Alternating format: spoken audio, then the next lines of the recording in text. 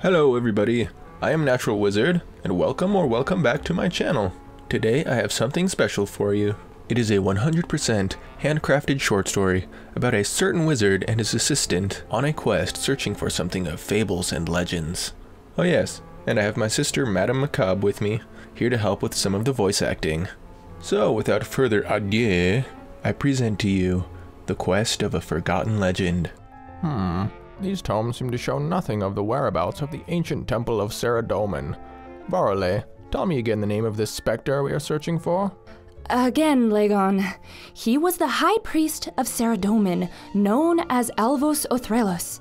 If we can find the temple, and also this specter, we will need to earn his favor and he'll grant us access to the ceremonial gardens. Where we will find what we seek, the Caltrish Pulchra.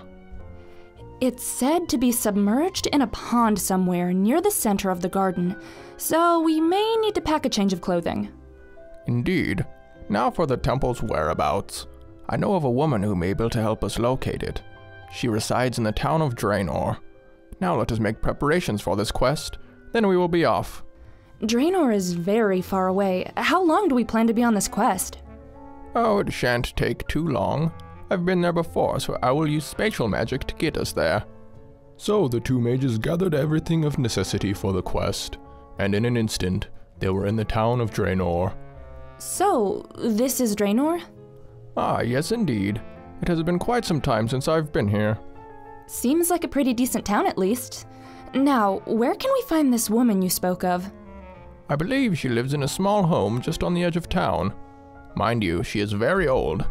Damn near ancient, so let us try to be as respectful as possible. Ah, an old hag. Be respectful. Got it. Ah, I think I see it up ahead. How is this old lady going to be able to help us locate the temple anyway? Well, truth be told, she used to worship Saradomin in that very temple, so I'm quite positive she can help us.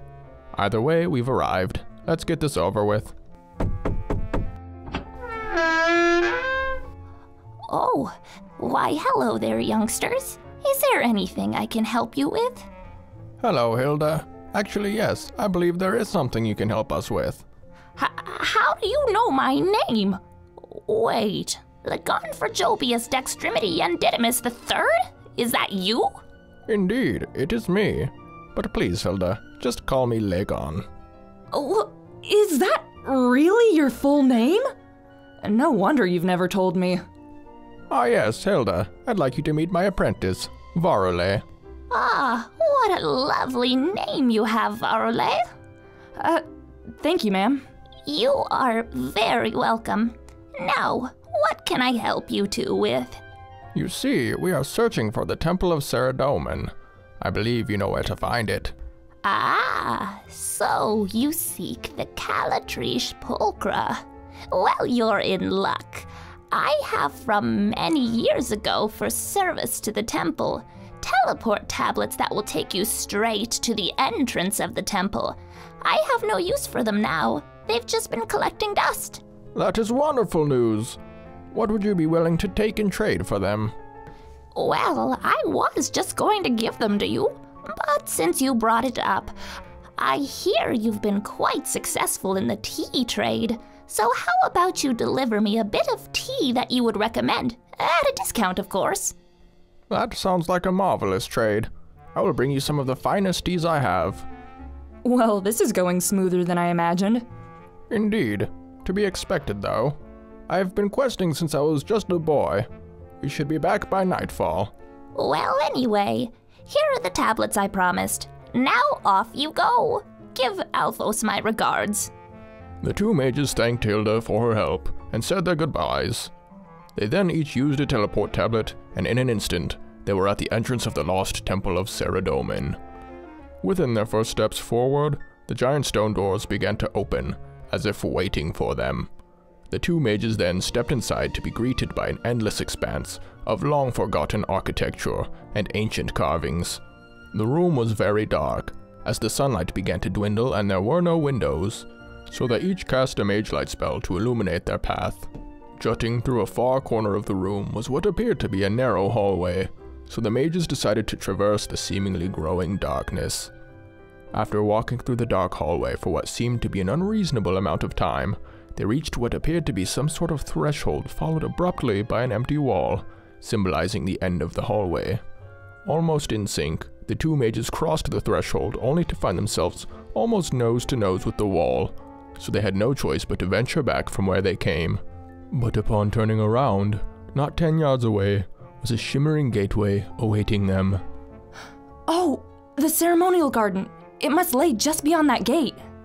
I have reason to believe that you are correct, Varale. As the wizard went to push back the gate, both of the mages became immovable, frozen in place, their minds seemingly taken someplace unknown. Where are we? If my studies have taught me correctly, we are in the Arcane Sanctuary. I believe this is where we shall meet Alvos Othreles. Before Varale could respond, the space in front of them began to glow as the specter began to materialize. So, you have come seeking the ceremonial garden. It is custom that you gain my favor before entering. What must we do to gain your favor? It's quite simple, really. You must know the name of the High Priest of Saradomin, and you must also each provide an offering of something of great importance to you. Well, the High Priest is you, Alvos Othreles. Oh, by the way, Old Lady Hilda sends her regards. Very good. Hilda was a great asset to the temple. Now, what do you have as an offering to the great Saradomin?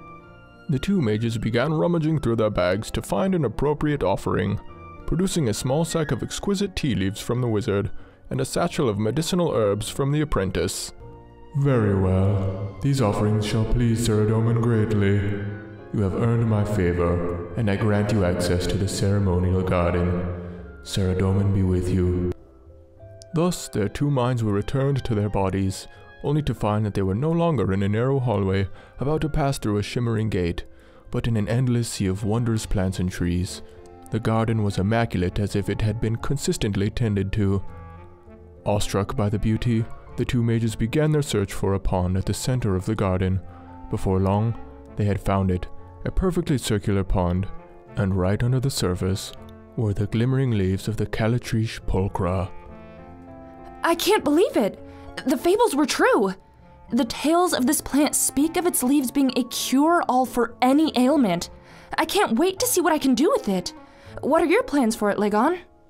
Well, I plan on doing many experiments to find its magical properties. But first things first, I will brew the most exceptional tea with this. And so the two mages waded into the pond, gathering as much of the plant as they could carry. After their return home, Varale created the most potent medicine the world had ever known, and Legon had brewed the finest cup of tea that the world had ever sipped. Alright guys, that was my first ever short story. I sure hope you guys enjoyed it. Alright, now Madam Macabre, is there anything you'd like to add? Yeah, thanks again for listening. I hope you guys enjoyed what I'm sure will be the first of many of these little stories. Okay, well thanks sis for your help. Maybe one day we'll have the budget for live-action stories. But indeed, there shall be more. So thank you guys so much for watching and spending some time with me.